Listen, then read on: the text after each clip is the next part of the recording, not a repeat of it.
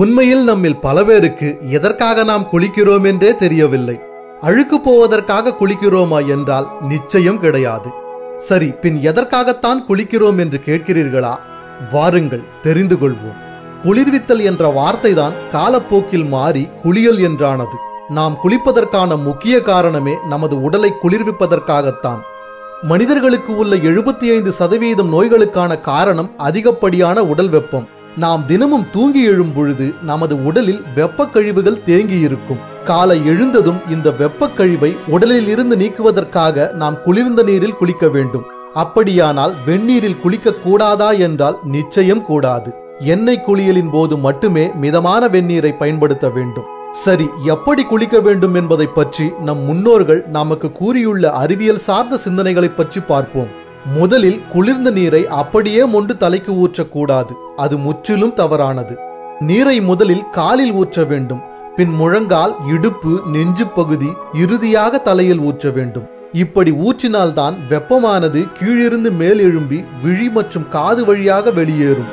நேரடியாக தலைக்கு ஊற்றினால் வெப்பமானது கீழ்நோக்கி சென்று வெளியில் போக முடியாமல் உள்ளேயே சுழன்று கொண்டிருக்கும். இப்பொழுது நம் முன்னோர்களின் குளியல் முறையை நம் கண்முன்னே கொண்டு வருவோம். நமது முன்னோர்கள் குளத்தில் ஒவ்வொரு படியாக இறங்குவார்கள்.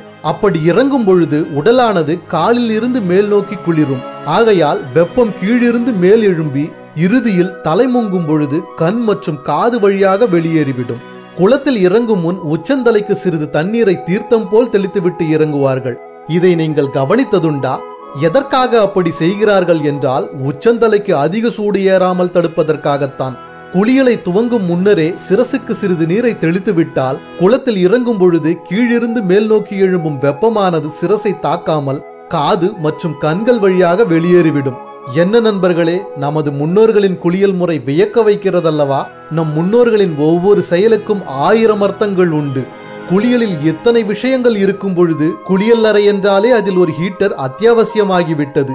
இப்படி சுடுதண்ணீரில் சோப்பையும் ஷாம்பையும் போட்டு குளித்தால் நாம் எளிதில் நோயாளியாகி விடுவோம். ஆகையால் நமது முன்னோர்களின் குளியல் முறையை தினமும் பின்பற்றி நாமும் ஆரோக்கியமுடன் வாழ்வோம். இது போன்ற மேலும் தமிழர் அறிவியல் சார்ந்த செய்திகளை தெரிந்து கொள்ள பயாஸ்கோப் சேனலை சப்ஸ்கிரைப் செய்யுங்கள். நன்றி, வணக்கம்.